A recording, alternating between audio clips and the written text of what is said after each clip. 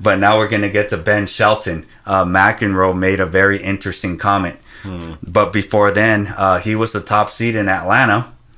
Ended up losing to Shang Jun Chang, who is 3-0 against Ben Shelton. So that's not the big story. The big story, the point of that was for this.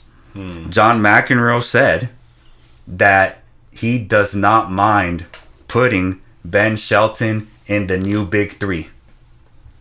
Sinner, Alcaraz, Ben Shelton. We've talked about, well, who is the third member of the big three? Holger Rune.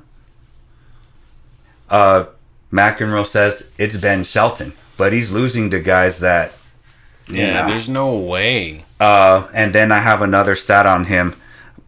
What are your thoughts? Do you think he is part of the new big three? McEnroe thinks he should be there. I don't understand why McEnroe said that. Ben Shelton can't find a string of consistency on the tour. I think he's a great athlete. I think he's a good player. I don't think he's in the conversations that we should be having about Sinner and Alcaraz. Right. Alcaraz. Alcaraz. I don't see it. I don't understand that. I would love to hear him make that case. Yeah, he needs to have some results. And where you're the top seed, at least make the finals, There was nobody in Atlanta. Let me just say this. The baseline barometer, in my opinion, if you want to be part of the new big three, the baseline barometer is you beat the seeds that are lower than your number. Right. If you're 10 in the world, but you beat everyone that's 11 to 200, cool. Call yourself new big three. If you're losing to guys that are 50, 60, 70, guys I've never heard of, guys that no one talks about, that's fine. It happens. This is pro tennis. You are not the new big three, though. There's just no way. The new big three are guys that are supposed to be favorites for slams, in conversations for carrying the torch forward. We're talking about if Alcaraz is saving men's tennis, not can Alcaraz beat this guy next week who's 79 in the world? We're not even having that conversation because he's supposed to do it. With Shelton, we are worried about what he'll do and where he'll do it. We are talking about how at Laver Cup he's just probably a doubles guy.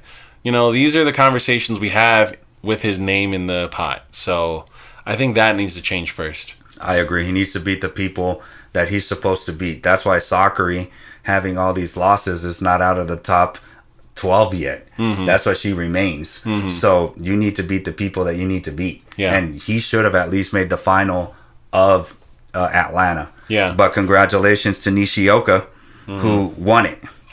But yes, but now Jordan Thompson, he defeated Jordan Thompson. Yeah. But now the Bryan brothers, which were the captains of Team USA, they said if Ben Shelton and Tiafoe, who did not go, if their choice is to peak at the US Open, they understand why they didn't go. Because they said it's hard to go from clay to grass, back to clay, back to hard court. But if you are part of the new big three, shouldn't you be able to handle that? Alcaraz is doing it. Sinner, well, we'll get to him in a bit. He would have done it. Yeah. What are your thoughts? I don't agree with that. Look, if I'm in Shelton's shoes, my top priority is probably peaking where I can get my ranking to match the hype. Let's be very realistic here. I don't know how much of a realist Ben Shelton and his team are, but should he put all that effort and energy into the Olympics on clay with his play style?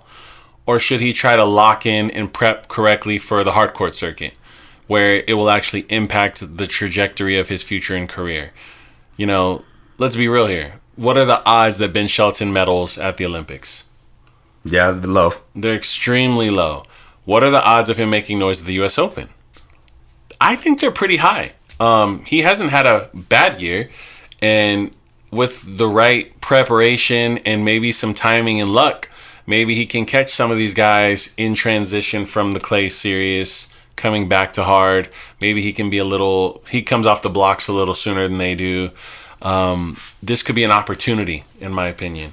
So for him in particular, and maybe even for Tiafoe, I think Tiafoe, riding off the wave of confidence he got from giving maybe the most difficult run for Alcaraz at Wimbledon, maybe he's going, all right, I'm not going to waste my time there. I'm going to take this momentum and carry it into the next slam.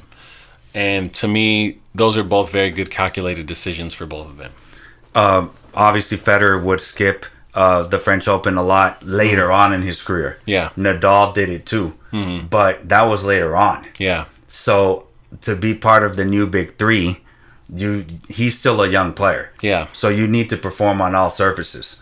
For sure. Until you get later in your career, then you're okay. I already won the French Open. Federer already won. Nothing to prove now, but he still has a lot to prove. Yeah, he does. So I honestly, if you want to be part of that new big three, don't agree.